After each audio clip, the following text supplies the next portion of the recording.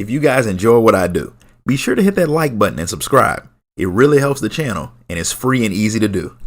Before we get started with today's video, I have an announcement to make. After years of telling other people's stories, I finally released one of my own. My novel Eternal Reign is available now in both ebook and paperback format for those of you who are like me and prefer to collect physical media. You can grab a copy right now on Amazon through the link in the description of this video. And now back to our regularly scheduled program. The Warrior of Light is known far and wide, and her activities influence more than a handful of people to go out and embark on adventures of their own. Out in Thavnir, you run into a Zala woman who recognized you from your fight in the Nadam. Her name is Ogul, and she's one of those people who started their own hero's journey because of you. The problem is, Thavnir has a lot of Matanga, so she can't understand why people are so casual about being surrounded by giant murderous elephant men. She doesn't realize that these Matanga are nothing like the ones on the Azim steppe, so her first thought goes to her grandmother's advice. If you see a Matanga, stop what you're doing, turn around, and flee for your life. The stories have a lot of blood and death in them, which has the girl traumatized so she can't stay there. She wants to leave immediately, but she needs money to pay for a trip to a less terrifying island. The sailors told her about a woman named Kankana who has work that pays pretty good, but she wants you to stay by her side until she finds her, just in case the Matanga decide to bludgeon her to death with their trunks. It's not like more pressing things are going on, so you go with the woman only to find out that Kankana is a Matanga too. Ogul can't even bring herself to talk to the woman, so you do it for her. Kankana understands why the girl is shaken once you tell her where she's from. The Matanga of the steppe have done a lot to damage their race's reputation, but Kankana does have work which Ogul needs. Granted, her work is only for skilled fighters. Now, despite her fear of Matanga, Ogul is apparently a very good fighter, so she's more than happy to take any job that gets her out of that room. There's a group of artisans who are out gathering materials, and they need some bodyguards, but they already headed off, so Ogul wants to leave immediately. Unfortunately, it's a group of Matanga artisans, so to keep her from passing out from fear and waking up dead, Ogul asks you to help her out. She offers you half of the reward, which is more than most people offer for the work they ask you to do, so you agree to do it. You catch up to one of the artisans, but since Ogul can't stop shaking, she decides to run off to get the ingredients the artisans want herself, so she won't have to be around them.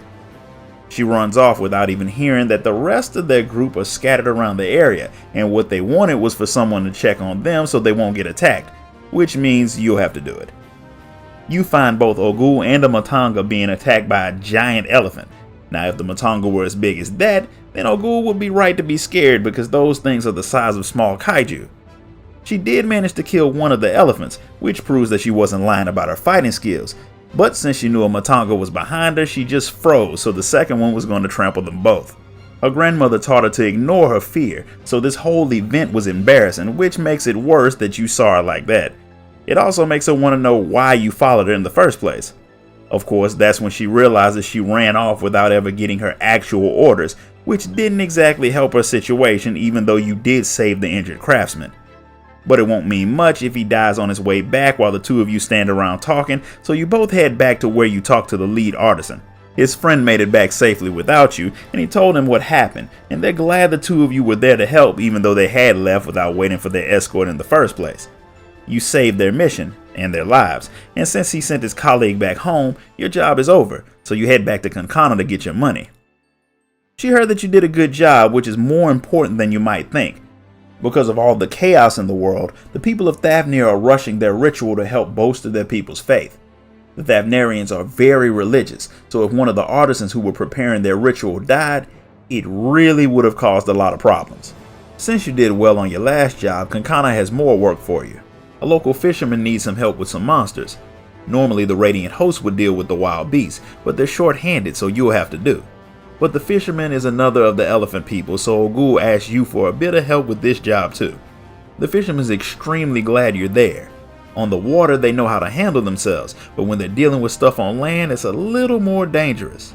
Some of the other fishermen have gotten pinned down by the Pasaka, and since the soldiers haven't been able to do their patrols as frequently as normal, the things have been expanding their territory. They're not as scared of people as they used to be, so the fishermen want you to find the biggest one you can and kill it. Then they want you to bring his body back to them. Ogul, taking a page out of Alice's book, decides to make it into a competition to see which one of you can bring down the creatures first. She actually gets one before you do, but it had 2 friends with it that ran off when she took one of them down. She wants you to hunt them down while she carries the other one's body back to the fisherman. Even though she's scared of the matanga, she thinks she'll be alright on her own, but just in case she's not, you go and deal with the other creatures fast. When you get back to the fisherman, his people have already loaded the corpse Ogul brought onto the boat. The fact that the tiny Zayla was able to carry the thing at all was pretty impressive, and since she put forth so much effort, she wants to know why they wanted it back in the first place. It wasn't for anything special, they just didn't want to waste the meat or the crafting materials they could get from the body, which is pretty similar to what Ogul and her people do. The more she learns about these matanga, the more she realizes that they're nothing like the ones back home, and they may not be all that bad. The fact that they pay well doesn't hurt either. With another job done, you get ready to head back to the settlement. Ogul has made enough money to pay for her ride out of the area, but she doesn't have enough for food and other stuff, so she wants to do one more job. And since you've stuck with her for this long, she wants you to help her out one more time. You agree to do it, so she decides to race you back to Kankana because why not? You win the race because she apparently forgot that there was an aetheryte you could teleport to, and sadly when she does show up, she has to admit that some kid picked her pocket on the way back. She tried to catch him, but he got away, and now she doesn't even have enough money for a place to stay or anything to eat. Since she's done so much good work for the people in the area, Kankana offers to let her stay at her house. She proves that she's not as afraid of Matanga as she had been by accepting the offer. Unfortunately, when they're headed to Kankana's house, they see a boy jump out of her window with a lot of her stuff. Ogul chases him, and you follow behind her. Turns out it's the same boy who robbed her. If he had only taken her stuff, she might have let it go, but since he robbed her host, she won't stop until she gets him. Her grandmother always told her to repay her debts, and of course, you're willing to help. Which means it's detective time. After talking to a few people in the area, you find out that this kid's been robbing a lot of folks, but he doesn't seem like he's doing it by choice. Add that to the fact that Ogul heard the local children talking about a strange man coming up to them and offering them jobs that pay easy money, and this whole thing is starting to sound a little bit suspicious. But one thing is for sure, if Ogul finds out someone hired kids to steal for them, she's not gonna go easy on them. Crime has been on the rise in the area since Ras Aten closed its gates, so Kankana is more than willing to pay the 2 of you to hunt down the criminal. Since you don't have any real leads, the best way to draw out your target is to let Ogul set herself up to get robbed again. She wanders around playing the tourist, which she technically is, and flashing money until the boy comes after her while you wait a little ways off so you can follow him back to whoever hired him. It's not a bad plan, and it actually works. The boy steals Ogul's stuff and you follow him to a meeting with a shady looking Matanga who is apparently the ringleader of this little venture. When they see you, they take off and run right toward Ogul, who probably took a lot of pleasure in getting to knock the Matanga unconscious. The little thief named Rakashir apologizes for robbing her. Ogul accepts the apology as long as he comes with her to tell the guards what happened. That means Ogul will have to carry the unconscious Matanga. She should really invest in a chocobo or else her back is going to give out. She goes to take care of this mess while you go to tell Kankana what happened. When she gets back to the settlement, she lets you know that it didn't take much persuasion from the guards for the man to tell them where he hid his stash, which the guards will be given back to their rightful owners. The reason Rakashir had gotten involved with the man in the first place is because his parents couldn't find any work and they had to resort to begging so they could eat. Since she felt sorry for him, Ogul let him keep her money and even gave him her share of the reward the guards gave. That means she won't be leaving the island anytime soon. But since she's no longer afraid of the Matanga, it's not exactly a bad place to be, and she's looking forward to getting a chance to see more of it. Out in Thavnir, Kankana's been looking for the Warrior of Light because there have been some odd hippo sightings in the area. Apparently some hippos have been sprinting down the main road for some reason. They normally stay in Vanaspati, so seeing them outside in such large numbers is a little weird. Well, it's not all that weird since Vanaspati got hit pretty hard during the final days, which means Kankana wants to find a new home for them, to help out the hippos, and to keep the people from getting trampled. Normally she'd ask the Radiant Host or Ogul to deal with this problem, but they're all busy, so of course she asks you. And your first order of business is to find out what the people around the area know about the rampaging hippos. A lot of people have seen them running down the road so fast that they're leaving clouds of dust, and apparently they have carts hooked to their backs too, with Arkasodara riding in them. Turner, one of the Arkasodara, had hoped she could deal with this little issue before it got out of hand, but apparently she wasn't fast enough. She knew about the hippos and how to stop them because they were her people's mounts that they weren't supposed to be riding down the main road. When she finally gets them to stop, Maru, Turner's second in command, gets the full brunt of the woman's anger. Maru and the others knew that they weren't supposed to ride their hippos on the main road, but they don't have anywhere else to race now that Vanaspati's been destroyed. Turner knows that, but that just means their racing days are over for good. Her people aren't all that happy about it, but that solves the running hippo problem. All that's left is for Turner to apologize for her people causing a problem for the area. So the Warrior of Light takes it to Kankana so she can apologize, and she brings Maru with her. Since she did leave him in charge and he messed up, it only makes sense that he apologizes too. Turner apologizes to the other woman and explains that she and her people used to race their hippo carts through Vanaspati, but that changed when fire rained out of the sky and people started turning into monsters. Turner and her people never really took to civilization, so they had always stayed away from the main settlements, but since the final days forced them to move, they've been trying to readjust. She's not making excuses for her people or anything, just explaining the situation a bit. Whatever debt they've built up with their behavior, she's more than willing to repay. Unfortunately, she doesn't really know what aid her people can actually provide, but in a stroke of genius that's very unusual for the Warrior of Light, she thinks that the hippo riders will work great for delivery work all around the area. Kankana agrees. Trade is picking back up, and having a fast way to deliver packages through the area would really help out. Of course, people don't just ship their valuables with people that they don't trust, so Turner and her hippo riders will have to get the people of Thavnir to trust them, and the best way to do that is to have someone that everyone trusts already hanging around to vouch for them. That person being the Warrior of Light, of course. Kankana takes it for granted that she'll help the hippo riders out because the Warrior of Light never really says no to anything, and the chance for the hippo riders to prove themselves is already here. A Gordanian package full of medical herbs was accidentally dropped off to Kankana, but it needs to go to the alchemist at the Great Work, so Kankana sends you and Turner to deliver the package so her people can start learning how to deal with the others. Turner has the fastest hippo on the island, so after setting the package in a spot where it hopefully won't get damaged from all the bouncing around, she lets you borrow a hippo cart for the trip. Usually the hippos don't just let anyone ride them, but since you were there when Turner fed them earlier, they aren't all that wary around you. While you ride, she lets you know a bit about the hippos and her people.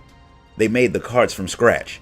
Arkasodara usually don't ride in chocobo carriages, and after a while Turner had started to wonder why. They aren't exactly a small race, so the chocobo may not have strong enough backs to carry them, so she started testing other creatures. That's when she decided on hippos.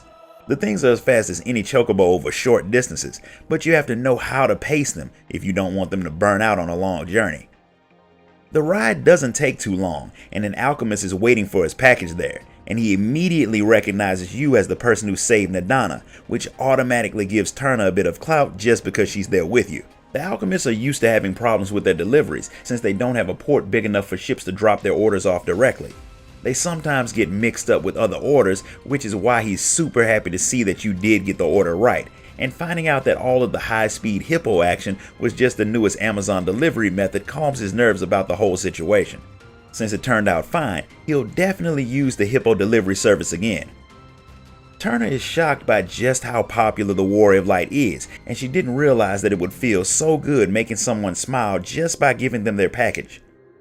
It makes the whole delivery business thing seem like a better idea, so you all head back to Kankana to let her know. Turner's still not sure how easy it'll be to get the people around the area to trust her crew enough to make this whole thing work, but since going back home to Vanaspati is out of the question, they don't really have much of a choice. Since they are new to this whole thing, Kankana thinks that having someone oversee the project would help, and of course her first choice is you. With the final days done, the Warrior of Light really doesn't have too much else to do, so she's all for it. Since that part's done, Kankana tells Turner some even better news. She has a place for the hippo riders to live. There's a trading post that she owns that hasn't been being used for anything. If they're willing to fix up the buildings, her people can use it for a very low monthly fee. No matter how nice you are, no good business person gives anything away completely free. Since the hippo riders have no credit, money, or collateral, they couldn't really hope for a better deal.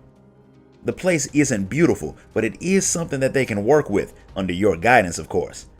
The hippo riders don't take long to get the place in working order, and they dive right into business. Between your help and Kankana sending odd jobs to the riders, they've been able to get things off to a smooth start, even though they still are a bit uncomfortable talking to the customers.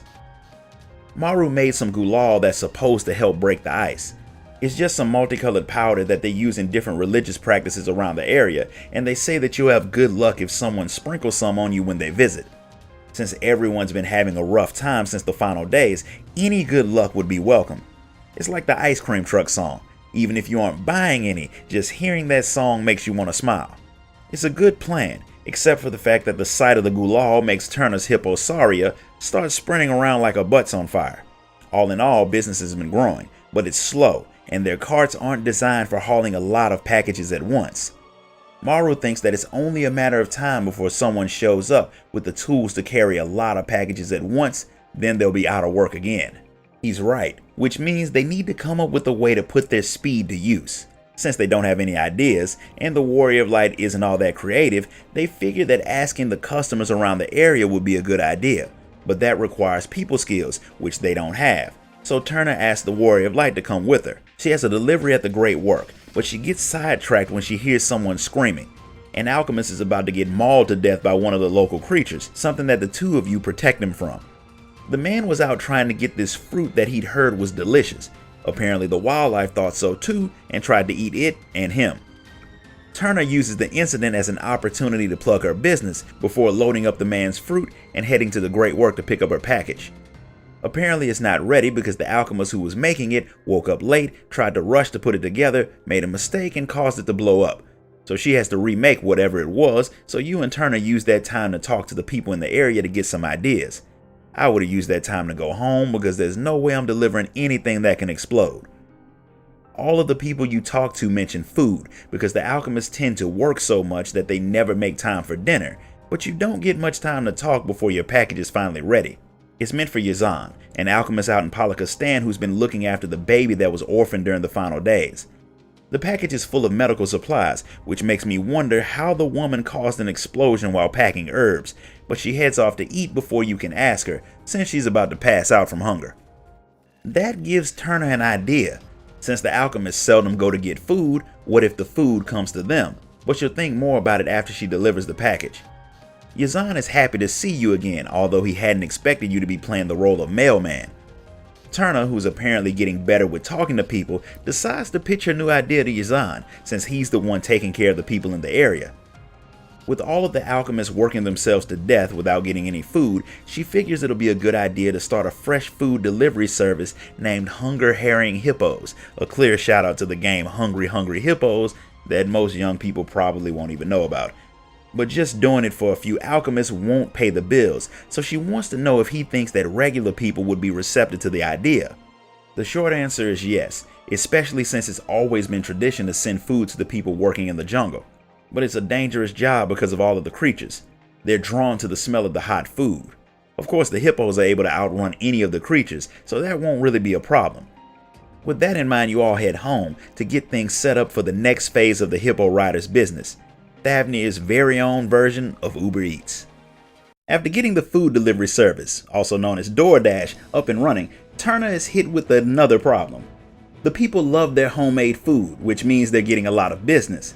That's a good thing, but the hippos are getting tired. Like most outdoorsy people, Turner and her people never really thought about setting up things that were just meant for comfort. But since the hippos need a little more pampering to keep them up and running, it might be time to do some investing. But talk of that will have to wait, because Gaza, one of Turner's drivers who was supposed to be out making a delivery, comes running up screaming about how the stuff he was carrying got stolen. It happened as soon as he had rode into the jungle. Someone jumped out in front of his cart so he would stop, then they snatched the food out of his hand and ran. The thief got away, of course. I mean, do the Arkasodara really look like they could actually run somebody down? Crush them? Definitely. Chase them? Nah. But Gaza did see that the thief was wearing armor, which was weird. Turner's not worried about that for now. She just wants Gaza to remake the order and get it delivered as fast as possible. While he does that, she wants you to help with tracking down the thief. Of course you agree, so the two of you head out to the scene of the crime. The Warrior of Light doesn't find the thief on her search, but she does find two tiny hippos that start to follow her around. If you leave them alone, they definitely get swallowed by something, so the Warrior of Light decides to take them back to Turner. Other than an injured guard who had a bad run-in with the monster, Turner didn't find anything either, so she decides to see if Gaza remembers anything else that might help with the search. His delivery's in Palakistan, so the two of you head over there with the tiny hippos right on your heels. He's in the middle of talking to two people who you know well. It turns out that Ogul and the young boy Rakashir were the ones who the delivery was for. Turns out Gaza did know more about the thief. The person who robbed him was an Argosodara. When Ogul hears that the thief is one of the elephant men, she starts to have flashbacks from home about the violent Matanga who terrorized her and her people. That makes her plan on putting extra effort into patrolling the surrounding area. After she gets a bite to eat, of course. She promises to let you all know if she finds anything, so since she's going to deal with that problem, you all head back to deal with the orphan hippos. They never wander far from their parents' side, so even though you didn't see them, there had to be some other hippos in the area. Gaza decides to check it out, while you and Turner take the babies back to their steadily growing settlement. Maru thinks that you must be pretty bad at finding stuff, since you went out hunting for a thief and found baby hippos instead. Now that's a point that I have to disagree on. After 1,000 fetch quests, if the Warrior of Light is good at anything, it's finding stuff. Gaza didn't have any luck tracking down the baby hippo's parents either. He found tracks that showed that the herd left in a hurry, but he can't tell where they've gone. But it's strange that they leave their babies behind. Something horrifying must have driven them off, and he thinks it may have been some Arcosodara. He found some of those tracks too. They may be poachers, but since he didn't see any dead animals, that may not be the case. Whatever's going on, Turner's got more important things to deal with, like taking care of the hippos. So while they wait for Ogul to find something, they build a pool for the hippos to relax in. The pools actually work and give the hippos a little bit more energy, which is good because business is booming so well that people have started to come by to apply for jobs. Turner never really thought about hiring people since it was more of a family business, but she couldn't really think of a reason to turn people away, so the crew has grown by a bit. For some reason, Ogul comes sprinting into the settlement screaming for help and wearing an elephant mask. She thinks it's helping her blend in because there are Gajasura in the jungle. After Turner told her about the thief, she had started hunting for them.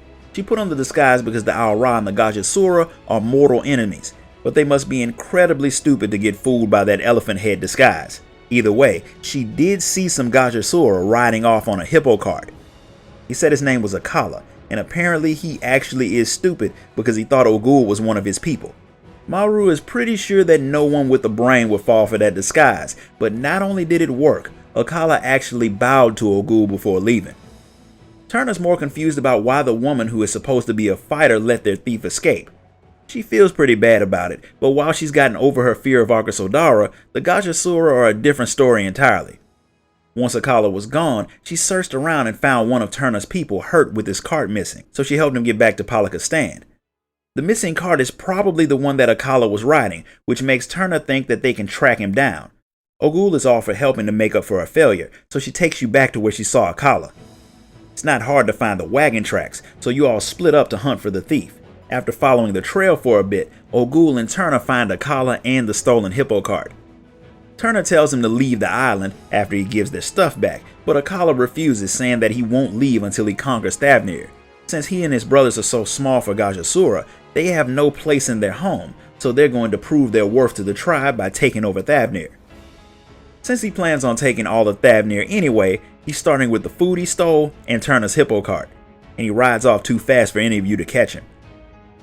He claims that he was small, but to Turner he seemed like any other Arcosodara, but according to Ogul, the Gajasura from where she's from are about twice the size of Turner's people, and their leader is supposedly even bigger, which makes it make way more sense why she's so scared of them. 20 feet tall violent elephant men would make anyone nervous. That would also make Akala and his tribe the runts of the litter, so it only makes sense that they left. With them not having a place to go, Turner actually starts to sympathize with them a bit, but since Akala still robbed and attacked her people, he has to be dealt with. But it might not have to be done violently, until he tries to take more carts from Turner, that is. With you and Ogul backing her up, Turner is pretty sure that her people can take the Gajasura, but she wants to see if she and her people can come up with a less bloody solution. So Ogul heads to Palakistan to let the people there know what happened, while you and Turner head back to Savara to discuss the newcomers.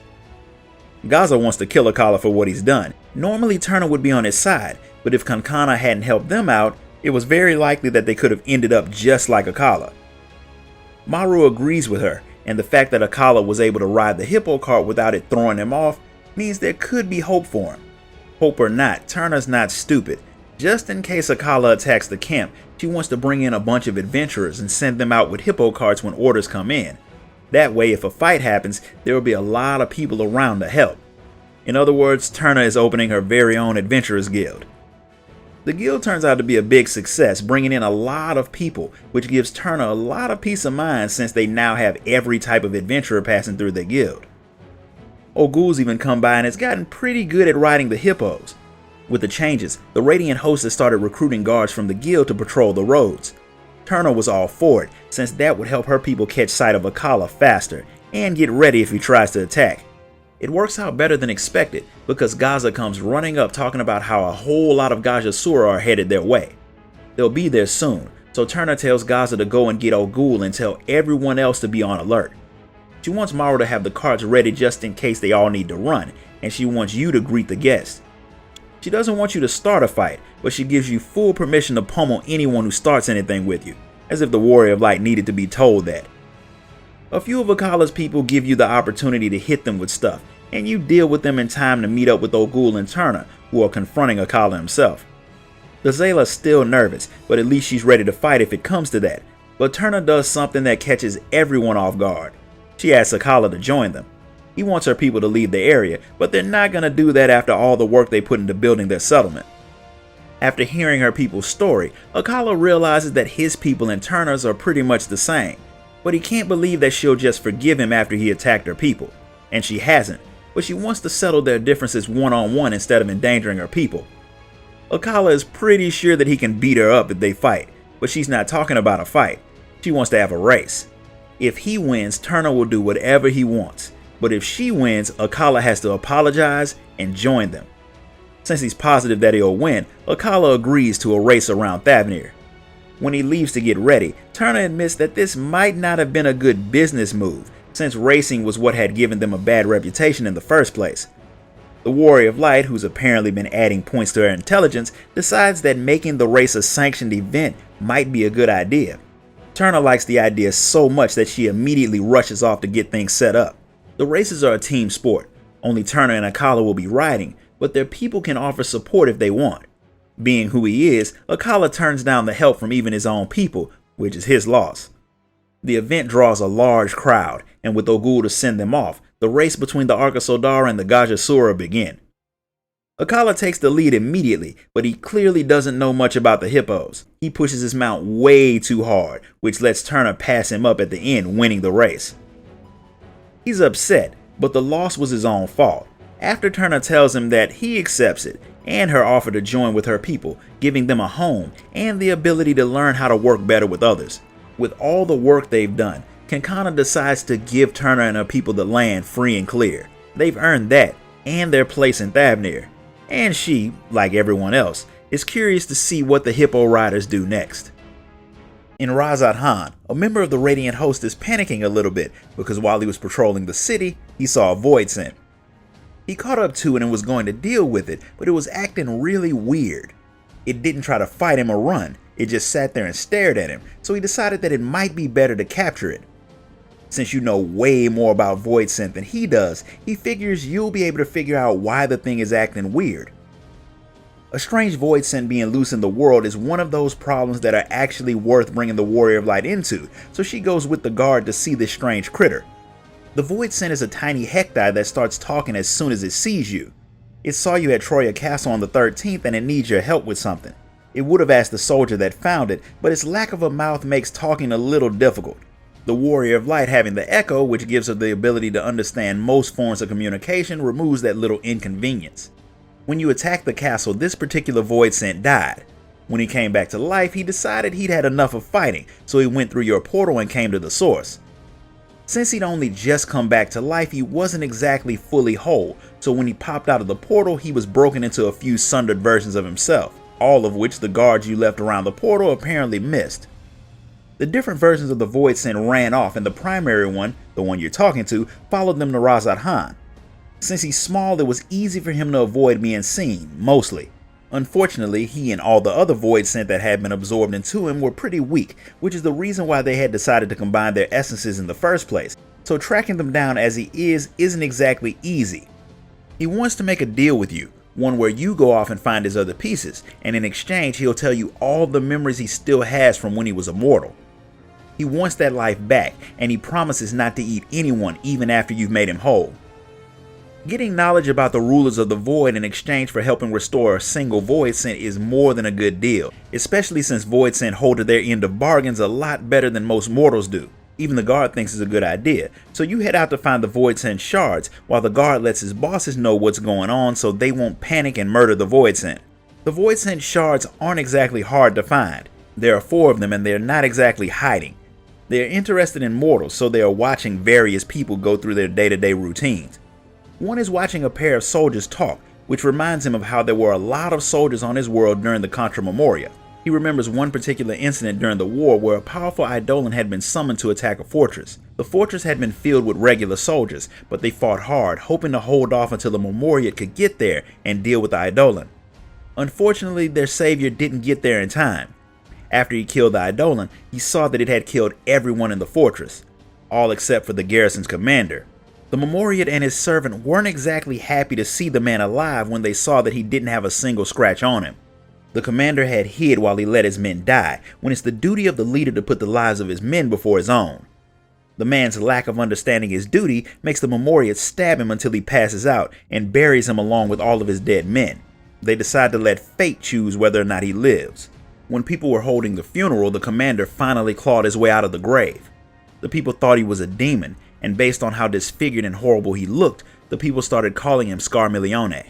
This particular piece of the void scent was obviously the Memoriat's servant before his transformation, and he had thought they had buried Scarmiglione so deep that he wouldn't have been able to survive, but apparently his will to live was stronger than they thought.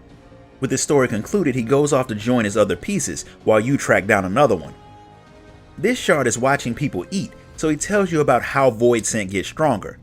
It all depends on the quality and quantity of the ether that they consume. When the world was consumed by darkness, the Memorias became very powerful void scent, but the majority of people just became regular creatures. There were some exceptions, and there's one that this shard remembers well, Scarmiglione. The creature was powerful, but he was also a coward. Even when he was on the brink of starving to death, he would only go after creatures far weaker than he was. Anything he thought might put up a fight caused him to run away, but one day he got cornered. Golbez saw him running like a coward, and he was curious, so he asked him why. When Scarmiglione claimed it was only because he was weak, Golbez decided to give him a bit of ether. Feeling confident with his gifted power, Scarmiglione kills the creature that was hunting him, only for Golbez to say that he had hardly given the void scent any power at all. He already had more power than he thought. Because he was such a coward, he hadn't realized just how strong he was, an issue that Golbez would solve if the void scent joined him. Scarmiglione agrees, probably because he thought Golbez might eat him if he didn't. The little void scent thinks that Scarmiglione is still out there somewhere, and likely a lot stronger now. He doesn't realize that the Archfiend is sitting snugly in your pocket, but he's done his part, so he heads back to the others while you go looking for the remaining 2 void scent. The third shard had planned on finding the others, but he had gotten sidetracked watching a couple argue. Mostly the man is irritated that his girlfriend asks her father's permission before she does anything, which is the right way to be. Only a fool doesn't get advice from people who they know have their best interests at heart. I'm 35 and I still talk to my parents about stuff. Their interaction reminds him of a girl who was not born into a particularly loving family. Her parents were criminals who ended up being labeled as nobles. The girl was raised to be royalty with servants and riches, but she had no freedom. Her parents controlled everything from what she did to what she said. Wanting to experience at least a little bit of freedom, she got her handmaiden to help her sneak out of the house. Her dad caught her and locked her door and barred her window so she couldn't sneak off again. With help, she snuck out one more time, hoping to meet with friends, but her dad found out and killed her friends so they wouldn't cause any more problems. He plans on using his daughter to gain influence, and he won't have her ruin that. But she has other plans, and she takes an axe and goes full Michael Myers on her dad. With nothing stopping her, she left and discovered that her true calling was battle. She was a beautiful savage, and she decided to take a new name, Barbarisha. The last shard is on the airship landing, wishing that he could fly, but it's not in most void scent's nature to do a lot of traveling.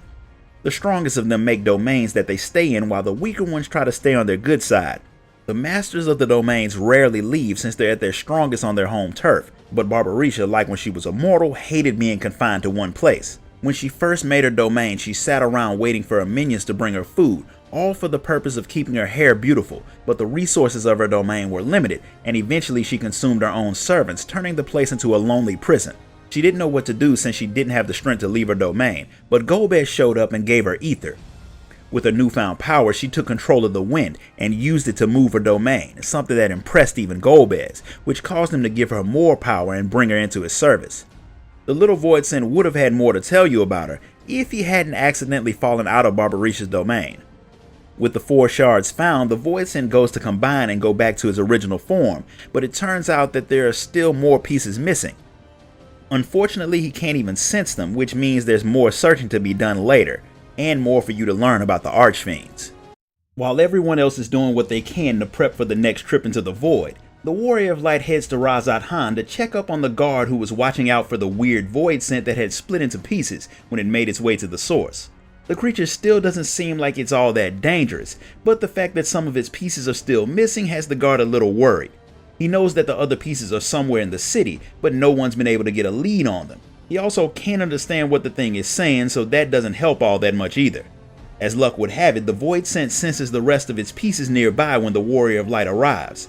There's 4 of them, and just like before, if the Warrior of Light tracks them down, they'll tell her stories about the strong Voidsent that they've seen. It's just as good of a deal as it was the last time, so the Warrior of Light heads off to find them.